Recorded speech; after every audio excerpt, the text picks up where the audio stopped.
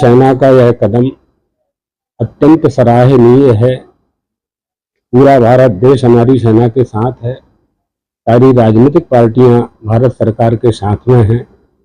इस विषय में, इस संदर्भ में सब एक होकर के भारत के उत्थान के लिए, भारत की सेना का गौरव और उनका उत्साह वर्धन करने के लिए एकजुट होकर के प्रशंसा कर रहे हैं।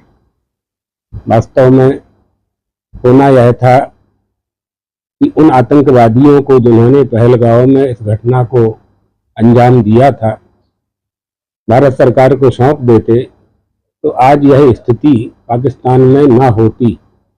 लेकिन पाकिस्तान की सरकार, वहाँ की आर्मी और वहाँ के आतंकवादियों ने, वहाँ की प्रजा ने भी ऐसा कुछ नहीं किया, न ऐसी सलाह पाकिस्तान सरकार को दी।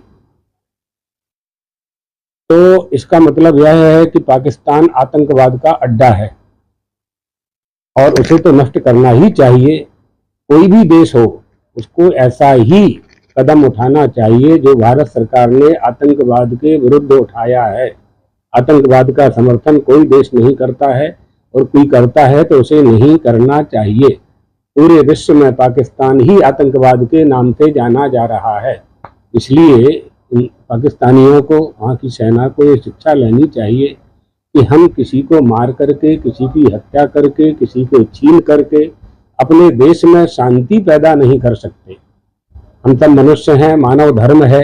हमें क्या चाहिए? रोटी कपड़ा मकान के साथ शांति भी चाहिए, सुख भी चाहिए। वो शांति कभी आतंकवाद का आश्रय लेने से प्राप्त नहीं हो सकती।